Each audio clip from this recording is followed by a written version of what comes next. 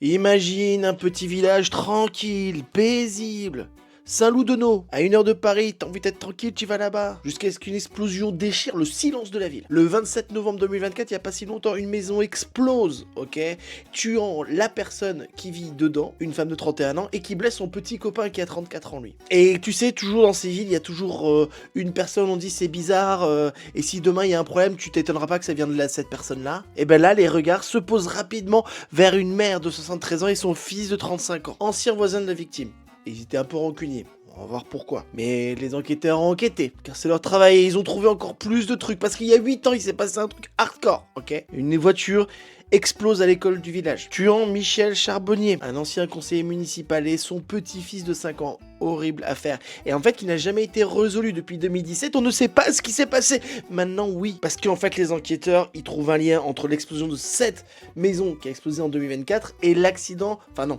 L'explosion de la voiture en 2017. C'est pas un accident. Quand il y a des gens qui mettent une bombe, c'est pas un accident. Tu vois, ils ont pas mis une bombe. Ah, désolé, j'ai mis une bombe. Désolé, pas des autres, tu vois. En fait, la mère et son fils avaient le seum depuis des années et des années pour une histoire de passage, de petites ruelles, là, machin, qu'on leur autorisait ou pas le passage, et c'est un enfer. Ils avaient déjà eu des petites affaires où ils ont coupé des arbres, ils ont cassé les couilles à leurs voisins, mais là, c'est un peu plus loin, parce que quand tu tues quelqu'un, tu lui casses pas les couilles, tu le tues, en fait. Bon, les enquêteurs, si tu veux, ils ont pas écouté tous les cancans du coin pour dire que c'est lui. En fait, le fils de 35 ans a une passion.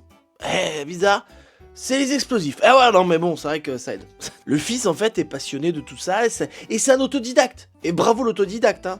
Donc il a regardé des vidéos YouTube lui expliquant comment faire des bombes. D'ailleurs, ça, je trouve ça dingue. On trouve facilement des moyens pour créer des bombes. Je trouve ça toujours dingue. Le mec est fan de pyromanie.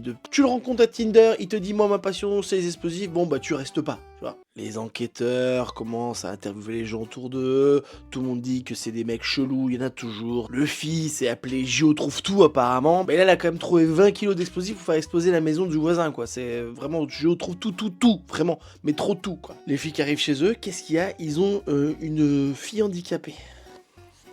Ça a commencé à être un peu glauque, c'était glauque depuis le début en fait, qui était enfermée dans la cave depuis on ne sait combien de temps, la pauvre. Et donc du coup, bah, les flics, ils l'ont sorti. Tu sais, t'as vraiment l'impression d'être dans un film d'horreur avec que des consanguins, c'est horrible en fait. Cette histoire, elle fait froid dans le dos en fait.